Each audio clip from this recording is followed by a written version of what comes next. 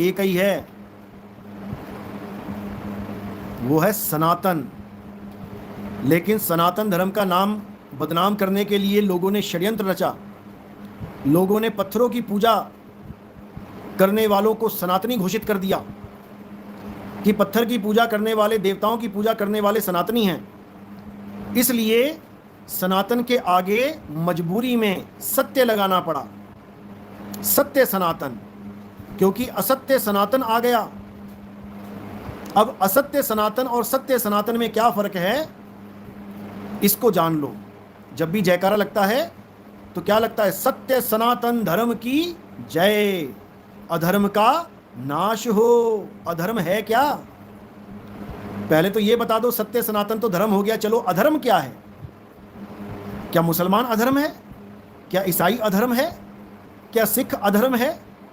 क्या बौद्ध अधर्म है? अधर्म क्या है? सत्य सनातन धर्म की तो तुमने जय कर दी,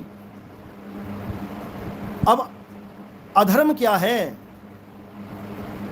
यही बता दो, क्योंकि सत्य तो एक है, दो तो हो नहीं सकते। सत्य सनातन धर्म यानी हिंदू धर्म को तुमने कह दिया कि उसकी जय, जैसा कि आप लोग मानते हो, तो एक हिंदू ही सत्य हो गया और बाकी सब असत्य हो गया, झूठ हो गया। ये सिखों का धर्म, मुसलमानों का धर्म, ईसाइयों का धर्म झूठ हो गया। वाह भाई वाह भाई वाह,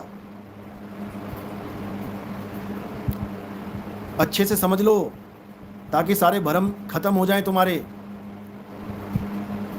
सनातन वो है जो कुल कायनात को चला रहा है, उसके बिना कुछ नहीं हो सकता। ये आत्म देव ही सनातन है, जिसको परमात्मा कह देते हैं, वही सत्य सनातन है, उसके अलावा और कोई नहीं। अचल देव है वो, अचल देव। अचल देव यानी जो स्थिर है। और चल देव कौन से हैं? ये जितने भी देव चल रहे हैं, जिनकी पूजा हो रही है, ये देव और देवियां जितने भी चल रहे हैं, ये चल देव हैं। लेकिन गीता अध्याय 2 24वां श्लोक क्या कहता है? वो किसी भी ऐसी वस्तु का इशारा नहीं कर रहे कि वो सनातन है जो चलती है, बिल्कुल नहीं। उसमें साफ लिखा है अचल, अचल। अब अचल को ये लोग समझ नहीं पा रहे, गीता पढ़ने वाले तक नहीं समझ पा रहे हैं कि अचल है क्या। जन्मों जन्म बीत गए लोगों के गीता पढ़ते पढ़ते, आज तक उनकी पूजा करते रहे जो चल रहे हैं। राम जी चलते हैं, कृष्ण जी चले, हनुमान जी चले, सारे देवी देवता चले, सब चल रहे हैं, सबकी पूजा हो रही है।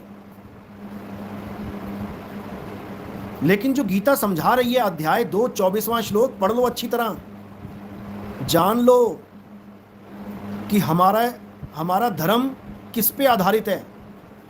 आज हम बड़ी बड़ी बातें करते हैं सनातन धर्म की, हमें तो डेफिनेशन तक नहीं पता सनातन की, कि सनातन कहते किसे हैं।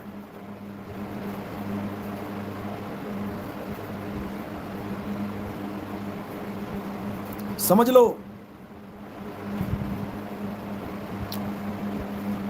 सनी प्रकाश साहिब जी, मैं ध्यान पे बैठता हूं तो मेरी बॉडी में सांप जैसी एनर्जी ऊपर की ओर चलती है, क्या मैं सही रास्ते पे हूं? प्लीज साहिब जी बताइए। इस सांप का भेद कोई नहीं जानता, बहुत कम लोग हैं जो इस सांप को जानते हैं। हाँ, योगी जन जरूर जानते हैं। जो हमारे ऋषि मुनि थे, उन्होंने इस सांप का अच्छे से जिक्र किया है। यहाँ तक कि आप देखेंगे मूसा अलैहिस्सलाम जॉर्डन में, वहाँ पर मूसा अलैहिस्सलाम का एक बहुत प्यारा स्थान बना है। मैं गया था वहाँ पे, मैंने वहाँ फ़ोटो भी खिंचवाई है। जैसे क्रूस है जिस पे ईसा मसीह को चढ़ाया गया था, बिल्कुल वैसा ही वहाँ पर बना रखा है एक, और उसमें सांप बना रखा है, सांप जो ऊपर की तरफ जा रहा है।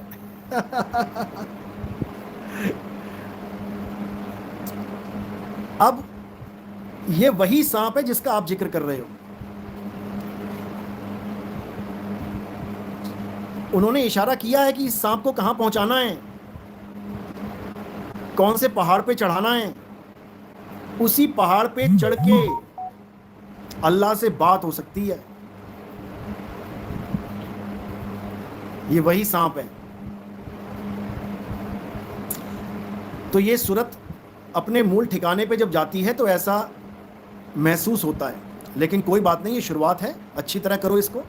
जब मालिक की दया होगी तो ये अचल होगी, अचल।